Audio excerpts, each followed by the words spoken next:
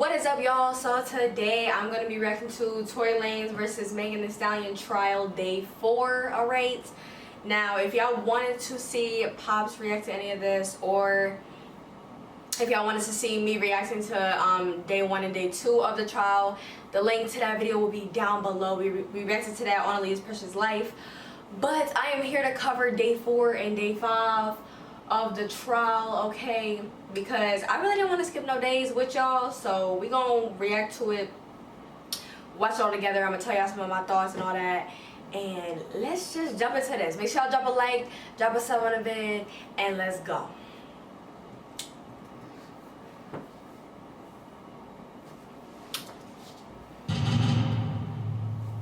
Hey you guys, welcome back to my channel. It's your girl Ebony. Alright you guys, let's talk about the morning recap for the Tory Lanez trial and how Kelsey Harris continued to flabbergast the prosecution. Now you guys already know Kelsey Harris pretty much denied everything she told to prosecutors earlier today. And today in court actually made no difference, but the defense attorney was able to use the prosecution's questions against them. And we also finally know that Megan Thee Stallion did indeed have bullet fragments in her foot. So there is no doubt that she had bullet fragments in her foot. So let's go ahead and recap. So Kelsey Harris actually confirmed this morning that she told prosecutors in September that Tory threatened to pop her inside of the SUV. But she said on the stand this morning it was a blur and that her statement was a lie. She also recanted all of her recorded statement that she saw Tory point a weapon at Megan. Now the DA is obviously upset, and she keeps coming up with the fact that, look, you were granted immunity. I'm not gonna lie. Through this entire trial, like, Kelsey has made this such a confusing mess. Like, more confusing than rather if it was just Megan and Tory. Like, Kelsey just puts, like, every single, like, she puts a question mark after everything. Like, we're so confused because of what Kelsey be saying. And it's not even like a he say she say type of thing between Tory and Megan. It's like Kelsey is making this so confusing and messy and like questionable. It's crazy. Like, yeah. Is obviously upset, and she keeps coming up with the fact that, look, you were granted immunity under the idea that you were going to corroborate Megan's statement. So the DA says this. She says, what happened between September and today? Then she said, has anyone from Tory's team contacted you? Kelsey said no. The DA says, in September, when you spoke with us, you gave us a lot of detailed statement about what happened, right? Kelsey said, yes. What happened between September and today that you all of a sudden forgot everything? She says, what happened? I told you what I'm going through. Postpartum and a death in the family. The prosecutor says, when you talked to us in September, you were being truthful, weren't you? Kelsey said, some things, yes. The attorney then says, did you fire the weapon at Megan? Kelsey said no. Now, after this happened, there was a lot of rulings with the judge, right? And so we did see the doctor come in, and the doctor did testify that they did remove bullet fragments from Megan Thee Stallion's foot, okay? After that happened, this is where we saw the defense attorney finally get to cross-examine Kelsey Harris. During his cross-examination, he asked her if Tory Lanez had offered her any hush money or had paid her. She pretty much said no. She says, have we ever reached out to you, right? Has Tory Lanez ever reached out to you, asked you to give a statement or offered to meet with you? She says, the last time I spoke with Tory was when I picked up my stuff. And so this actually corroborates the fact that Tory Lanez did not pay her any hush money. We then saw the defense attorney say this, there was gunshot residue on your hands, right? I don't think, like, even before, like, day 4, I didn't think that Tory paid anybody off. I still don't think Tory paid anybody off. Is Kelsey covering for Tory? We don't know. Is Tory covering for Kelsey? We don't know. Maybe they just got each other like that or something, but I don't think Tory ever paid for anything. Like, yeah.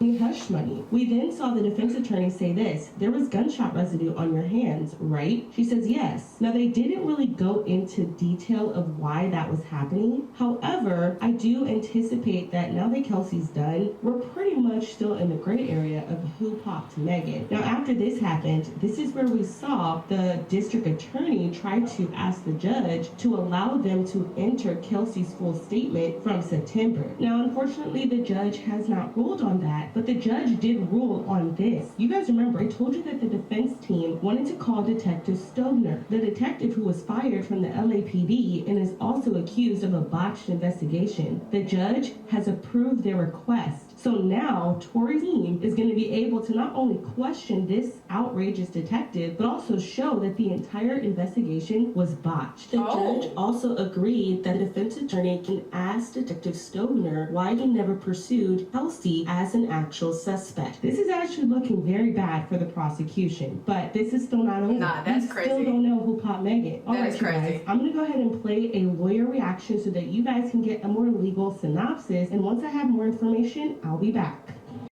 All right, subscriber only post. I'm going to do two. Here's the first one. So the first one, I'm going to catch you up on what happened in court prior to Kelsey taking the stand, prior to the doctor taking the stand. So the defense brought up a couple of issues where he feels like he's being treated unfairly by the prosecutors. First, as a just housekeeping, let me also tell you this. The defense called back one of the police officers. He said, hey, this police officer is one of the prosecution's witnesses. I want on the record that he needs to be back here on Monday. I don't know why he wants to call back, but it's interesting because it tells you that the defense is definitely going to put on a case. A lot of times, sometimes the prosecution puts on their case, the defense rests, it goes to the jury. In this case, the defense is definitely going to put on a case. They'll probably have tons of witnesses. We're hearing Kylie Jenner, Corey Gamble, Tory Lanez go ahead and take the stand as testify. Then the defense was getting into this issue that they keep turning over discovery, like all the discovery and the witnesses, everything that you plan on introducing in trial has to be done 30 days in advance. That was not done here. And so the defense's point is... Oh my gosh. Like, this is such a mess. Like, so the investigation wasn't even done correctly. It's a mess. 30 days in advance. That was not done here. And so the defense's point is this is unfair. You just want to spring this stuff on me at this point. That's my Indian food. You also get to see that as part of the subscription option. And, you know, the judge may said, look, I'm going to allow them to use this stuff. It's like an Instagram post. This detective who, like, downloaded it from Instagram, he's going to testify and introduce the post. The judge is like, look, it was late, but I'm going to allow them to use it. I'll give you extra time if you need extra time to prepare. But a trial is a search for the truth, and I'm not going to deny them. Obviously, the judge is very pissed at Kelsey, you know, just kind of being all over the place, lying, complicating the hell out of the trial. So he's going to let people ask her as many questions for as long as he wants. Morning session. We had the doctor testify. The idea that these are not bullet fragments in her foot, that's done. Forget about it. Those are bullet fragments. Every single person on that jury, if you ask me, believes that it was bullet fragments. How did they get there? That's the question. Kelsey took the stand. He was asked by the prosecutors, I don't know what the prosecutors were doing. If you ask me, it was a fumble this morning because they dealt with a witness who was hostile, not answering their questions, saying that she lied to them about all these statements where she incriminated Tory. And then that fumble was picked up on cross-examination, and the defense attorney looks like he's on his way to the house. The defense attorney starts with the immunity piece. Okay, you've got immunity, you're only testifying once you got the immunity. Understood. Then the defense attorney goes into this idea that she's been paid off, and he does a great job of establishing the fact that she never made any statements to prosecutors in all of 2020, all of 2021. This happened in 2020.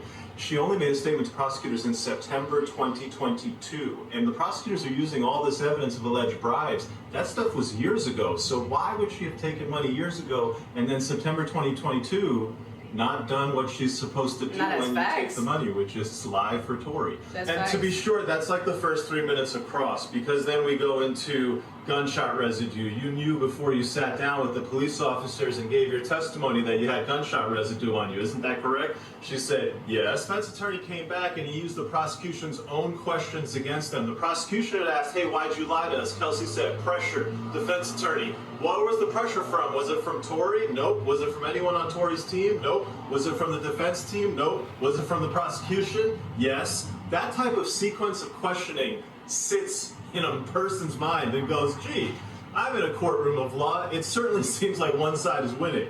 A lot more happened this morning. I'm talking about just a lot. The prosecution was straight up planting the seeds because I think there's a juror that they don't like and they're trying to get rid of him. There was an issue about the prosecution springing defense evidence. They're just like oh, hey, we got this text message. I just found it in my back pocket. I'm going to use it. And the defense attorney's going nuts. Gloves are off at this point. There's a lot of cordiality. There's a lot of decorum. People follow the rules. Nobody acts out. But the attorneys on both sides, now when it comes to like, hey, can we get by with this? Like, no. I'm not okay with that. And, you know, they're saying stuff kind of out of order, out of turn. People are starting to feel that trial pressure. That's how it goes. Nothing is decided. Everything is an open game. You got to be on your P's and Q's when you're taking it to trial. Yeah, this trial is crazy. It's definitely a mess. Day 4 just seems really like hectic and a mess. I'm hoping that the next days to come is like more solved than it is right now because it's so up in the air. It's like we don't even know what happened that night. So I hope that we get more answers this week and like they don't drag it out and like Kelsey doesn't put more mess like in the trial because she already has, and it's crazy. So leave your thoughts down below on the day 4 trial. Let me know what y'all thoughts are, what y'all thinking. Make sure y'all subscribe, smash the like button, and I will see y'all in my next video. Peace out.